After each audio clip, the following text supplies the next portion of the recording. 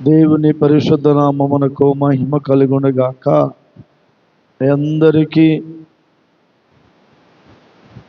మన రక్షకుడైన యేసు నామములో మీకు శుభములు తెలియజేస్తున్నాను. దేవుడు మిమ్ములను బలపరుచునుగాక. దేవుని వాక్యాన్ని చదువుకుందాం. రోమీయులకు రాసిన పత్రిక 4వ అధ్యాయం 8వ వాక్యాన్ని మనము చదువుకుని కొంచెం ధ్యానం చేసుకుందాం ప్రియులరా. వాక్యం ఏమి చెబుతుందంటే అక్కడ ప్రభు చేత నిర్దోషి అని ఎంచబడిన వారు ధన్యులు. ఆమేన్. దేవుడి వాక్యం ద్వారా మనతో మాట్లాడునుగాక. మహాపరిశుద్ధుడైన తండ్రి, ఈ వాక్యం చేత నాతో మా సంఘాలతో మాట్లాడి యూట్యూబ్ ఛానల్ ద్వారా వెళుతుండగా ప్రజలందరితో కూడా మాట్లాడి వాళ్ళ నీ రాకడకు సిద్ధపరచమని యేసు నామములో అడుగుచున్నాను తండ్రి. ఆమేన్. ప్రియులారా, ప్రభు చేత నిర్దోషి అని ఎంచబడిన వాడు ధన్యుడు.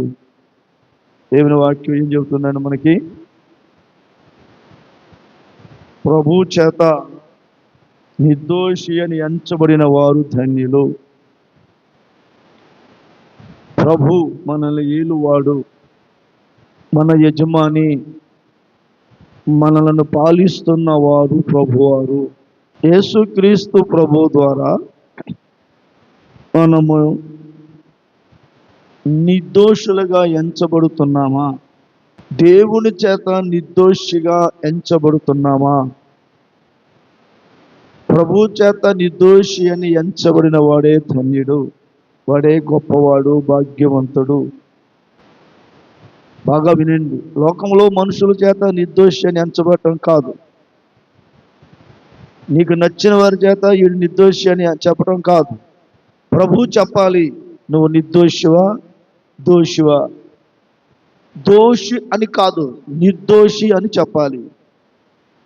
హలో, ప్రభు దృష్టిలో నిర్దోషి అని నువ్వు కనబడితే అది ఎంత గొప్ప భాగ్యమో, అది ఎంత గొప్ప ఆనందమో బాగా గ్రహించండి, బాగా అర్థం చేసుకోండి, జాగ్రత్తగా వినాలి. ఇదే వాక్యం 32వ కీర్తనలో కూడా ఉంది. 32వ కీర్తన 2వ వాక్యంలో కూడా ఉంది. యెహోవా చేత నిర్దోషి అని ఎంచబడిన వాడు, ఆత్మలో కపటము లేని వాడు ధన్యుడు. ఆమేన్. ఈ భూమి మీద ఒక ధన్యకరమైన, ఒక ఆశీర్వాదకరమైన జీవితం జీవించాలి అంటే దేవుని చేత మనం నిర్దోషులమని ఎంచబడాలి. నీకు అర్థమైందా? దేవుడు ఈ వ్యక్తి నిర్దోషి అని చెప్పాలి అంటే ఏ దోషము లేదు, ఇతనిలో ఏ దోషము లేదు. అప్పుడే నువ్వు పరలోకంలో ఉంటావు, దేవుడితో ఉంటావు. ఈ భూమి మీద దేవుని మహిమకరంగా నువ్వు నిలబడతావు. దేవునికి స్తుతి కలుగునుగాక. అర్థమవుతుందా మీకు? ఎవరి చేత మనం నిర్దోషులని ఎంచబడాలి? ఎవరి చేత?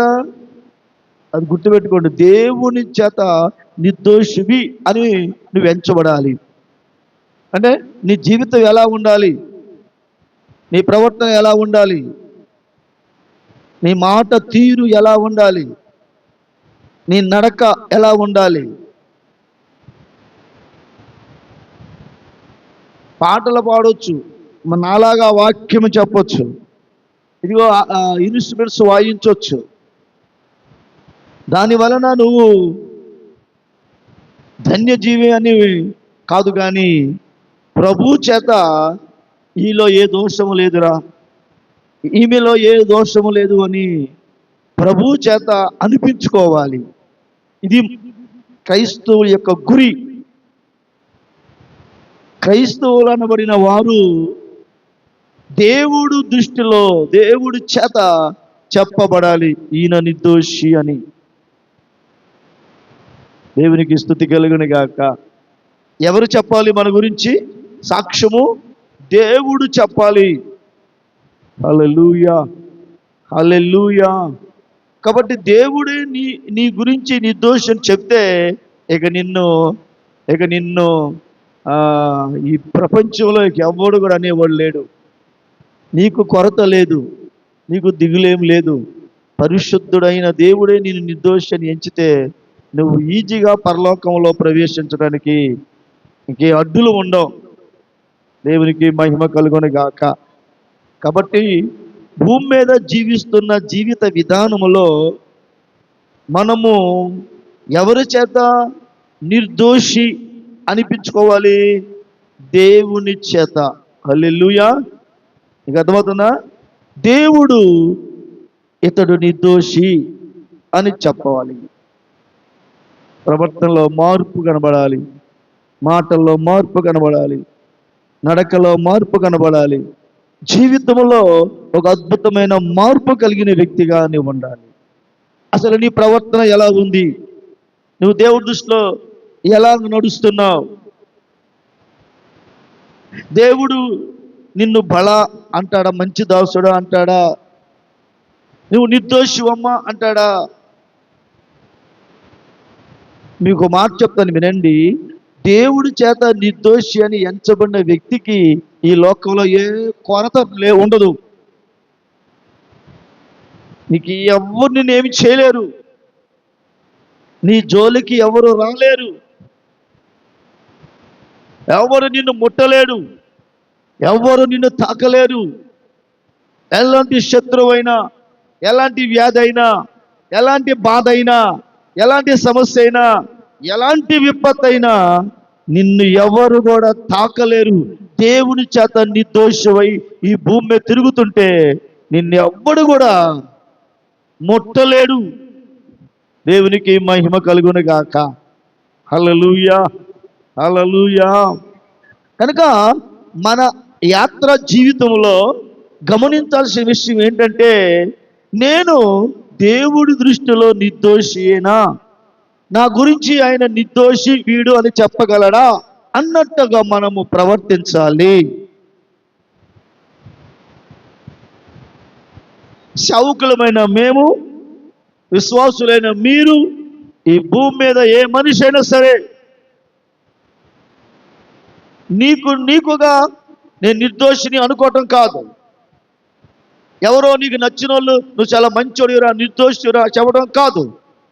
ఇది దేవుడు చెప్పాలి నువ్వు నిర్దోషివి అని. 10 ఆజ్ఞలు ఇచ్చాడు పలకలు రాసి. ఆ 10 ఆజ్ఞల్లో ఒక ఆజ్ఞ ఏంటో తెలుసా? నిర్గమకాండము 20:7 చూడండి.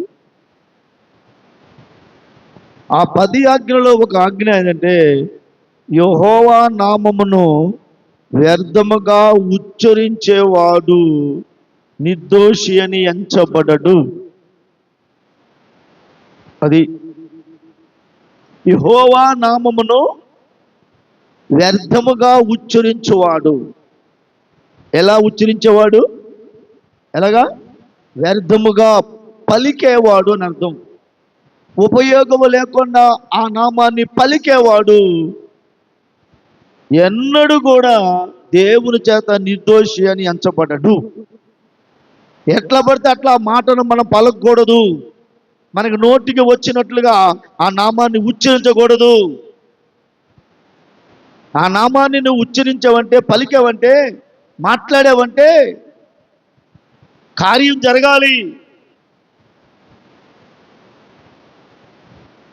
జరగకపోతే ఆ నామాన్ని నువ్వు పలకొద్దు. యెహోవా నామాన్ని ఉపయోగించవంటే అక్కడ క్రియ జరగాలి. ఒకవేళ జరగలేదంటే నువ్వు వ్యర్థంగా ఆ నామాన్ని పలికావు. ఈ నామము వ్యర్థంగా పలికేది ఎవడంటే పాపము చేసేవాడు, తప్పు చేస్తున్న వాళ్ళు వ్యర్థముగా పలుకుతారు. నీతిమంతుడు నిజాయితీగా వాక్యానుసారంగా నడిచేవాడు ఈ నామాన్ని వ్యర్థంగా పలకరు. ఒకవేళ పలికారంటే అక్కడ కార్యం జరగాలి. దేవునికి స్తుతి కలుగును గాక. హల్లెలూయా. యెహోవా నామాన్ని ఎలా పలకాలి? మనం ఎలా పలకాలి? ఆ నామానికి భయపడి పలకాలి. అమ్మో ఇంత గొప్ప నామాన్ని నేను పలుకుతున్నానంటే అది వ్యర్థంగా పలుకుతున్నానా లేదంటే ఉపయోగకరంగా పలుకుతున్నానా అని నువ్వు ఆలోచించాలి. ఒక దెయ్యం దగ్గరికి వెళ్ళి యేసు నామములో దెయ్యమా పో అంటే ఖచ్చితంగా పని జరగాలి, దెయ్యం పోవాలి. ఒక వ్యాధిగ్రస్తు దగ్గరికి వెళ్ళి యేసు నామములో ఆ వ్యాధి గద్దిస్తే పోవాలి. అంటే ఆ నామాన్ని ఉచ్చరించే మనిషి ఎలా ఉండాలి? ఆ నామాన్ని ఉచ్చరించేవాడు ఎలా ఉండాలి? పిచ్చి పిచ్చోలుగా ఉండవద్దు. ఎంత పవిత్రుడిగా ఉండాలి, ఎంత పరిశుద్ధుడిగా ఉండాలి, ఎంత నమ్మకస్తుడిగా ఉండాలి, ఎంత నీతిమంతుడిగా ఉండాలి ఆ నామాన్ని పలికేటప్పుడు. ఈనాడు క్రైస్తవ లోకము ప్రతి ఒక్కడు నామాన్ని పలుకుతున్నాడు, వ్యర్థంగా పలుకుతున్నారు. పలికిమాలుడు ఆ నామాన్ని పలుకుతున్నాడు, మంచోడు ఆ నామాన్ని ఉపయోగిస్తున్నాడు. విమర్శ దినమన ఒకరోజు లెక్కలకు వస్తావు నువ్వు. బైబిల్ ఎందుకు చెబుతుందో చూడండి. యెహోవా నామాన్ని వ్యర్థముగా ఉచ్చరిస్తే నీవు దోషివి అని నేను ఎంచుతా. కనుక దేవుని నామాన్ని పలికేటప్పుడు ఎలా ఉండాలి? దేవుని నామములో ఉచ్చరించేటప్పుడు ఎలా ఉండాలి? దేవుని నామాన్ని మాట్లాడేటప్పుడు ఎలా ఉండాలి? నీ జీవితంలో ఎక్కడ కూడా మరక మచ్చ డాగు కనబడటానికి వీల్లేదు. దేవునికి మహిమ కలుగును గాక. ఈ భూమి మీద బలమైన నామం ఏది? ఈ భూమి మీద గట్టి నామం ఏది? ఈ భూమి మీద సాధించగలిగిన నామం ఏది? ఈ నామాన్ని పట్టుకుని నువ్వు ఏదైనా సాధించవచ్చు, ఏదైనా సాధించవచ్చు. ఈ నామంలో పలికితే దయ్యాలు గడగలాడిపోతాయి. ఈ నామం పలికితే రోగములు పారిపోతాయి. ఈ నామాన్ని ఉచ్చరించవంటే కార్యములు జరుగుతాయి. అంత బలమైన నామం ఇది. అట్టి నామాన్ని సమాజంలో పనికిరా నామముగా చేస్తున్నాం మనం, విలువలేని నామముగా చేస్తున్నాం మనం, చాతగాని నామముగా చేస్తున్నాం మనం. దేవుడి దృష్టిలో ఒక మనిషి నిర్దోషిగా కనబడాలంటే ఆ వ్యక్తి ఎలా నిలబడాలో, ఎలా ఉండాలో, ఏం చేయాలో క్రైస్తవులారా మనం తెలుసుకోవాలి. పరిశుద్ధ గ్రంథంలో ఒక వాక్యాన్ని చదువుకుందాం రండి. దానియేలు గ్రంథము 6వ అధ్యాయం 3వ వాక్యం. ఈ దానియేలు అతి శ్రేష్టమైన బుద్ధి గలవాడై ప్రధానులతోనూ అధిపతులతోనూ ప్రఖ్యాతి నొంది ఉండెను గనుక రాజ్యమంతటి మీద అతను నియమింపాలని రాజు ఉద్దేశించెను. దేవునికి స్తుతి కలుగును గాక. దానియేలు ఎటువంటి బుద్ధి గలవాడు? అతి శ్రేష్టమైన బుద్ధి గలవాడు. హల్లెలూయా. ఏ శ్రేష్టమైన? అతి శ్రేష్టమైన బుద్ధి గలవాడు. తర్వాత 4వ వాక్యములో దానియేలు నమ్మకస్తుడు, ఏ నేరమైనను ఏ తప్పిదమునకును చేయువాడు కాడు. కనుక దానియేలులో తప్పైనను లోపమైనను కనుగోలేకపోయారు ఎవరు కూడా. చూడండి, దానియేలు గురించి మీకు కొన్ని మాటలు చెప్తాను నేను. దానియేలు ఎటువంటి బుద్ధి గలవాడు? ఎటువంటి బుద్ధి గలవాడు? శ్రేష్టమైన, అతి శ్రేష్టమైన బుద్ధి గలవాడు. ఆమేన్. అంటే అర్థం తెలుసా? ఆయన బుద్ధి లోభం లేనిది, ఎవరికి అన్యాయం చేసే బుద్ధి కాదు, మోసం చేసే బుద్ధి కాదు. ఏదైనా పనిలో పెడితే ఆ పనిలో నమ్మకంగా చేసే బుద్ధి. రాజులు ఎదుట, మనుషులు ఎదుట, పిల్లవాడు ఎదుట, ఎక్కడైనా సరే అతి శ్రేష్టమైన బుద్ధి అంటే లోపము లేని విలువైన బుద్ధి గలవాడు. బుద్ధి అంటే అర్థం నీ మనస్తత్వం, నీ ఆలోచనలు కానీ, నీ తలంపులు కానీ, నీ తిరిగే నీకు నచ్చిన విషయాల్లో కానీ నువ్వు ప్రవర్తించే విధానం. కనుక రెండవది, దానియేలు నమ్మకస్తుడు, ఏ పని అప్పగించినా ఆ పని నమ్మకంగా చేయగలవాడు. మూడవది, దానియేలు ఏ నేరమైనను ఏ తప్పైనను చేయువాడు కాడు. ఏ నేరము చేసేవాడు కాదు, ఏ తప్పు కూడా చేయడు. చూడండి తన బుద్ధి ఎటువంటి బుద్ధో, ఎలా కాపాడుకున్నాడు తను తాను. హలో, ఎలా కాపాడుకున్నాడు తను తాను. ఏ నేరము చేసేవాడు కాదంట, ఏ తప్పిదము చేసేవాడు కాదంట. అంత శ్రేష్టమైన బుద్ధి గలవాడని బైబిల్ దానియేలు గురించి చెప్తుంది. ఎవరి దానియేలు? యూదుడు, ఇశ్రాయేలుడు యూదుడు చెరపట్టబడి బబులోను దేశం వచ్చి పరాయి దేశంలో బబులోను దేశంలో, పరాయి దేశంలో, దేశం కాని దేశంలో తన బుద్ధిని, తన యొక్క నడకను, తన జీవితాన్ని ఎంత జాగ్రత్తగా తను కాపాడుకుంటున్నాడో చూడండి. దేవునికి భయపడుతూ ఎవరు ఏ పని చెప్పినా ఆ పని చేసేవాడు. రాజు ఈ పని చేయాలంటే ఆ పని నమ్మకంగా చేసేవాడు. నమ్మకంగా రాజు గారికి లెక్క అప్పగించేవాడు. ఎక్కడ లోపం లేనివాడు, తప్పు లేనివాడు, పొరపాటు లేనివాడు. 10వ వాక్యం చూద్దాం. ఇట్టి శాసనము సంతకము చేయబడినని దానియేలు తెలుసుకొనినను అతడు తన ఇంటికి వెళ్ళి యథాప్రకారముగా అనుదినము 3 మోకాళ్ళుని తన ఇంటి పై గది కిటికీలు యెరూషలేము తట్టునకు తెరవబడి ఉండగా తన దేవునికి ప్రార్థన చేయొచ్చు ఆయన స్తుతించుచుండెను. ఇట్టి శాసనము చేయబడింది. ఏ శాసనము? ఇక్కడ ఒక శాసనం బయలుదేరింది. అధిపతులు, నాయకులు అందరూ కలిసి, పెద్ద వాళ్ళు అందరూ కలిసి, ప్రధానులు అందరూ కలిసి, నాయకులందరూ కలిసి ఒక కుట్ర పన్నారు. దానియేలుని ఎలాగైనా చంపేసేయాలని. దానియేలుని ఎలాగైనా చంపేసేయాలి. ఈడెవడో పరాయి దేశం నుంచి మన దేశం వచ్చి మన మీద వీడు నాయకుడైపోయాడు. రాజుగారు ఈయన్నే బాగా మెచ్చుకుంటున్నాడు. రాజుగారు ఈయన్నే బాగా ఇష్టపడుతున్నాడు. మనపై నాయకుడిగా పెట్టాడు. ఈడు ఎవడ్రా? ఈడు పరాయి వాడు, చెరపట్టుబడి వచ్చినవాడు, బానిసగా వచ్చినవాడు. వీడు మన మీద పెత్తనం చేస్తాడా?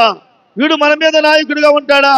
లేదరా, రండి వీడిని ఎలాగా అలాగా చంపేద్దాం అని అక్కడున్న అధిపతులు, రాజ్యపు ప్రధానులు, సేనాధిపతులు, అధిపతులు, మంత్రులు, సంస్థానాధిపతులు అందరూ కూడి ఈ కుట్ర పన్నుతున్నారు. దేవునికి స్తుతి కలుగును గాక.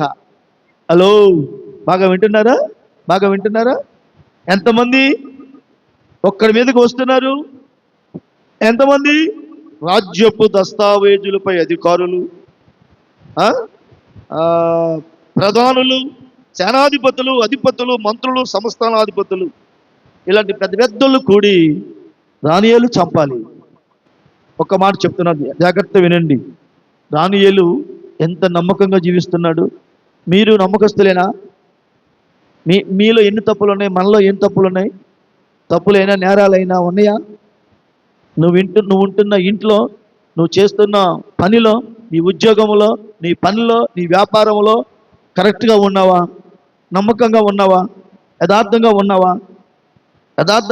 నమ్మకంగా ఉన్నావా? నీ ఇంట్లో పరిస్థితి ఎలా ఉంది? నువ్వు నమ్మకస్తురాలువేనా? నమ్మకస్తుడివేనా? లోపము లేని వాడివేనా? తప్పు లేని వాడివేనా? అయినా సరే నీ మీద చూడు ఎంత ఘోరమైన శిక్ష రాబోతుందో నీకు. దానియేలు నీతిమంతుడే, దానియేలు నమ్మకస్తుడే, లోపం లేనివాడే, తప్పు లేనివాడే, పాపం లేనివాడే, పొరపాటు లేనివాడే. కానీ చుట్టూ ఉన్న ప్రజలందరూ దానియేలు ఏం చేస్తున్నారు? ఇప్పుడు చంపేసేయాలా. దేవునికి స్తుతి కలుగును గాక. హల్లెలూయా. ఎటువంటి సమస్య అది?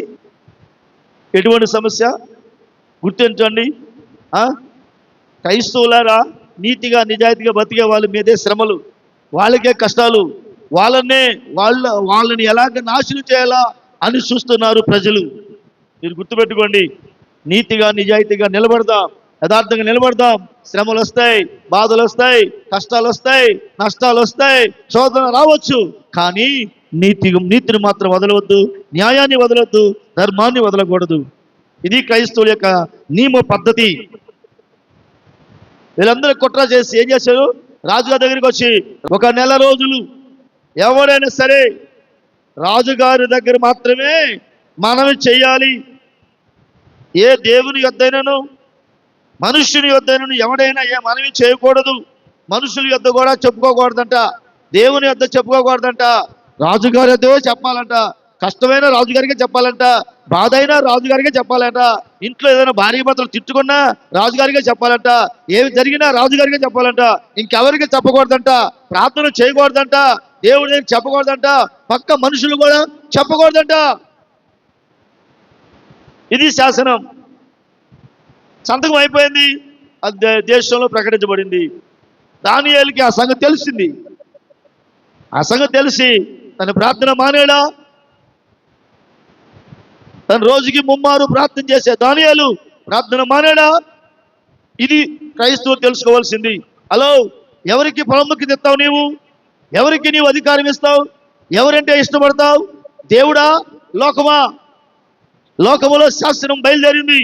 లోకంలో శాసనం బయలుదేరింది. ఏంటా శాసనం? ఒక 30 రోజులు రాజుగారి దగ్గర మాట్లాడాలి. ఎవరైనా సరే ఏ బాధ అయినా రాజుగారికి చెప్పుకోవాలా. దేవునికి కానీ మనుషులకు కానీ చెప్పడానికి వీలేదు. ఒకవేళ చెప్పాడా, సింహాల గృహంలో ఏడిపడతాడు వాడు. అబ్బో, ఎంత ప్రమాదకరమైన శాసనం ఇది, ఎంత ఘోరమైన శాసనం ఇది. ఒక్కసారి ఆలోచించండి, ఒక్కసారి ఆలోచించండి, నా వైపు చూసి ఆలోచించండి. ఎంతమంది క్రైస్తవులు దేవునికి విలువిచ్చేవారు, దేవుని గౌరవించేవారు. ఉద్యోగం పోతే ఆదివారం దేవుడితో ఉంటాననే వాళ్ళు ఎంతమంది? లేదు, నేను మనుషులు దగ్గరికి వెళ్తాననే వాళ్ళు ఎంతమంది? దేవుడు ఈ శాస్త్రము తయారైంది, దానియేలుకి తెలిసిపోయింది. తెలిసినా ఏం చేసుకొని నేను మాత్రం రాజుగారి దగ్గర చెప్పుకోను, నా మనవలు రాజుకు చెప్పను, దేవునికి చెప్పుకుంటా, నా దేవుని కోసం నా దేవునికి ప్రార్థన చేసుకుంటా. రోజుకొచ్చి ముమ్మారు ప్రార్థన నియమం తప్పలేదు. ప్రార్థన చేస్తాను, దేవునికి మొరపెడతాను. కిటికీలు తెరిచి యెరూషలేము వైపు తిరిగి ప్రార్థన చేస్తున్నాడు దానియేలు. 11వ వచనంలో ఆ మనుషులు గుంపు కూడి వచ్చి దానియేలు తన దేవునికి ప్రార్థన చేయటయు ఆయనను బతిమాలుకొనుటయు చూచి, దానియేలు ప్రార్థన చేసుకుని రహస్యంగా చూసి రాజుగారి దగ్గరికి వెళ్ళి ఏం చెబుతున్నారు? దానియేలు ప్రార్థన చేస్తున్నాడు చెబుతున్నారు. హల్లెలూయా. చెప్పండి. ఇప్పుడు దానియేలు చూశాడు, ప్రార్థన చేయటం చూశారు. వీళ్ళందరూ వచ్చి రాజుగారికి మనవి చేశారు. రాజుగారు ఏం చేస్తున్నాడు?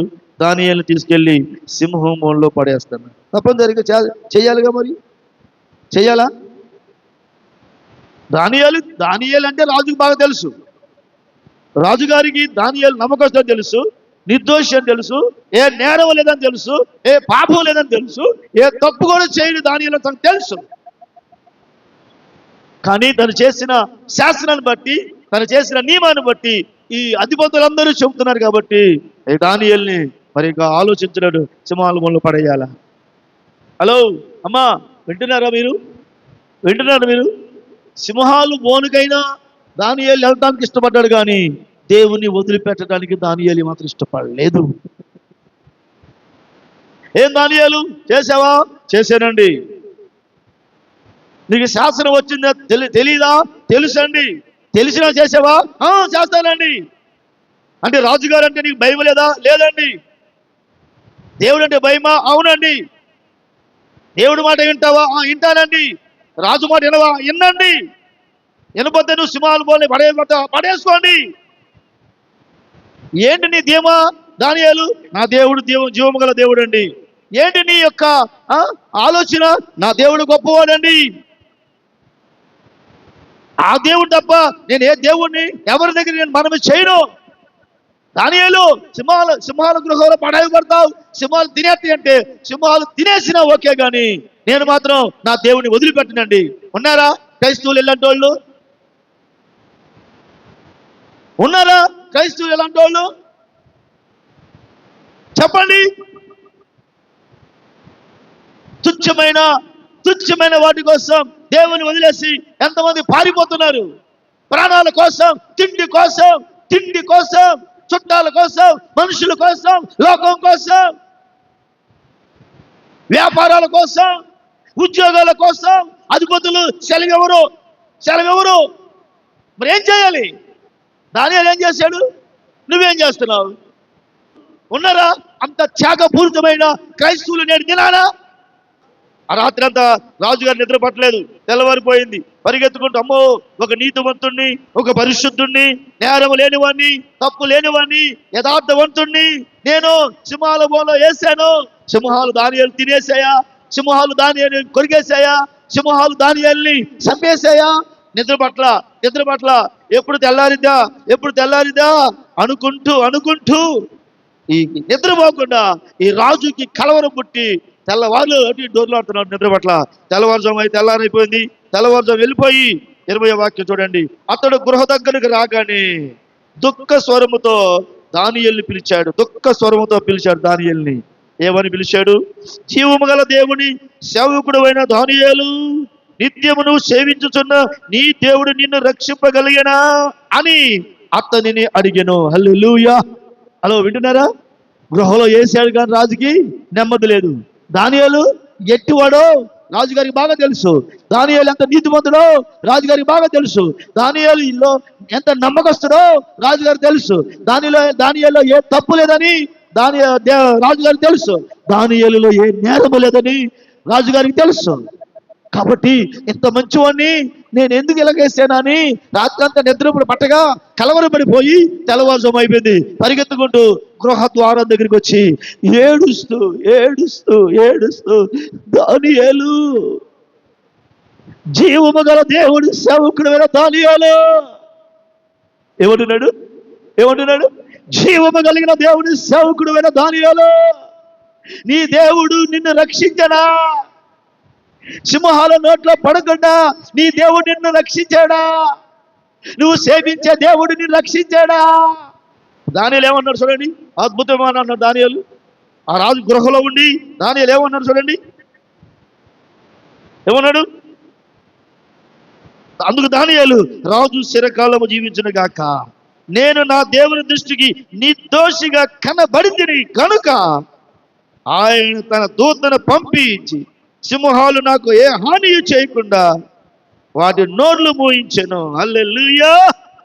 రాజా, నీ దృష్టికి నేను నేరము చేసిన వాడను కాదు కదా అన్నాడు. హల్లెలూయా. నేను నా దేవుని దృష్టికి ఎలా కనబడ్డాను? నిర్దోషిగా. అంటే అర్థం ఏంటి? నేను నా దేవుని దృష్టికి ఎలా కనబడ్డాను? నిర్దోషిగా కనబడ్డాను. రాజా, రాత్రి దూతను పంపించి, నా దగ్గరికి దూతలు పంపించి, సింహాలు నాకు ఏ హాని చేయకుండా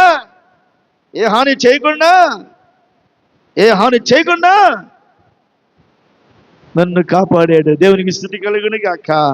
ఆ సింహాలు నోర్లు మూయించాడు. నేను అంటున్నా, ఏ సింహం అని నీ మీదకి వచ్చింది? ఏ సింహాలన్నీ నేను సంబరానికి వస్తున్నాయి? ఏ సింహాలన్నీ నీ ఉద్యోగం తీసేయాలని చూస్తున్నాయి? ఏ సింహాలన్నీ నీ కుటుంబాన్ని నాశనం చూసేవాళ్ళు? ఆ సింహాల నోర్లు మూయించాలంటే నీవు నిర్దోషమైతే ఖచ్చితంగా దేవుడు సింహాల నోరు మూయిస్తాడు. నువ్వు పాపిస్తాను అయితే సింహాలే నిన్ను చంపేస్తాయి. ఆయన ఏమన్నాడు సార్? నేను నా దేవుని దృష్టికి నిర్దోషిగా కనబడ్డాను, అందుకే దూతను పంపించాడు, సింహాల నోర్లు మూయించాడు. ఈ లోకంలో ఎన్ని సింహాలు ఉన్నాయి? లోకమంతా సింహాలే. లోకమంతా దాడి చేసే దెయ్యాలే. లోకమంతా నీ మీద పడే దెయ్యాలే. హలో, అయిన వాళ్ళు కాని వాళ్ళు అందరూ నీ మీద పడేవాళ్ళే. దేవుడికి అసాధ్యం ఏది లేదు. కానీ నువ్వు నిర్దోషమైతే, దోషం అయి ఉండి దేవుని ఎందుకు ప్రార్థన చేస్తావు? ప్రార్థన చేయకండి. దోషులు ప్రార్థన చేయకండి. నువ్వు ద్రోహం చేస్తూ ప్రార్థన చేస్తావు ఎందుకో? ఒక్క మాట చెప్తాను. అప్పుడు దానియేలు మీద కుట్ర చేసిన వాళ్ళు ఎవరు? అందరినీ పట్టుకొనిరా. అందరిని పట్టుకున్నారు. దానియేలు మీద నిందేసి చంపాలని ఎవడు ప్రయత్నం చేశాడో వాళ్ళందరినీ పట్టుకొనిరా అని అందరినీ పట్టుకుని, హలో, సింహాల గృహలో పడైతే గృహ అడుగుకి రాకముందే సింహాలు ఎముకలతో సహా కొరికి చంపేసి తినేసాయి. దేవునికి స్తోత్రం కలుగాక. ఆమేన్. హల్లెలూయా. రేయ్, నీ మీద ఎవడ కుట్ర పంతాడో, నీ మీద ఎవడు అన్యాయంగా మోపుతాడో, నిన్నెవడు బాధపడాలని చూస్తాడో, నిన్నెవడు హింసించాలని చూస్తాడో, నిన్నెవడు దుఃఖపెట్టాలని చూస్తాడో, నిన్నెవడు శోధించాలని చూస్తాడో, నిన్నెవడు ఏడిపించడానికి చూస్తాడో, నిన్నెవడు చంపాలని చూస్తాడో, వాడే ముక్కలైపోతాడు. వాడే చచ్చిపోతాడు. వాళ్ళే నాశనం అయిపోతారు. వాళ్ళే అంతమైపోతారు. ఎందుకంటే నువ్వు దేవుని దృష్టిలో నిర్దోషివి కనుక. దేవుని దృష్టిలో నిర్దోషిగా ఉంటే ఈ ఊరిలో చంపాలని, ఈ ఊరిలో కాలో తీసేయాలని, ఈ ఊరు నుంచి బయటికి తోసేయాలని, ఈ ఊర్లో ఈడు ఉండకూడదని ఎన్ని కుట్రలు పన్నారో, ఎన్ని కుతంత్రాలు పన్నారో, ఎన్ని పన్నాగాలు పన్నారో, ఎంత తిరుగుబాటు చేశారో. ఆ మీద పన్నాగాలు పడ్డావనే చచ్చాడు. చచ్చి ఎప్పుడో సమాధి అయిపోయాడు. దేవునికి స్తుతి కలుగును గాక. నిర్దోషిగా దేవుడిని కనబడితే నిన్నెక్కడున్నా కానీ కాపాడే బాధ్యత దేవుడిదే. ఆమేన్ చెప్పండి గట్టిగా, గట్టిగా ఆమేన్ చెప్పండి. అందుకే చెప్తున్నా, నీకే భయం లేదు బిడ్డ, ఎవరు నేను ఏం చేయలేరు. కానీ ఒకటి, నువ్వు నిర్దోషిగా బ్రతకటం నేర్చుకో. దేవుని దృష్టిలో ఎక్కడ లోపం లేని వ్యక్తిగా జీవించడం నేర్చుకో.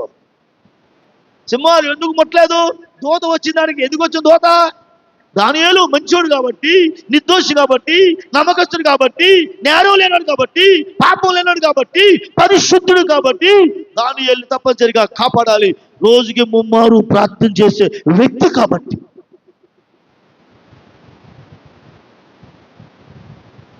బాధ్యత ఎవరిది ఇప్పుడు?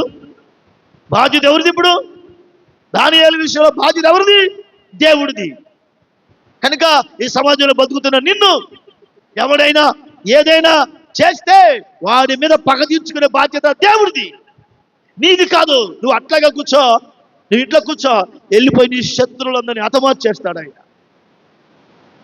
కనుక నా ప్రియమైన స్నేహితులారా, దానియేలు ఎలా నీతి బాగా ఉన్నాడో, దేవుని దృష్టిలో నిర్దోషిగా ఉన్నాడో, మనము నిర్దోషులుగా ఉన్నామా? బైబిల్ ఏం చెబుతుంది? ప్రభు చేత నిర్దోషి అని ఎంచబడిన వాడు ధన్యుడు. ఈ పాపిష్టి సమాజంలో నీవు దేవుని చేత నిర్దోషిగా తిరుగు, ఎంచబడుతూ తిరుగు.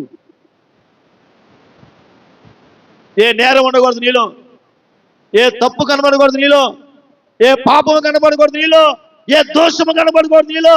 నీ నోటి మాట మొదలుకుని నీ జీవిత వైఖరి అంతా కూడా దేవుడి దృష్టిలో కనబడాలి. ఎందుకంటే దేవుడు నిన్ను గమనిస్తున్నాడు.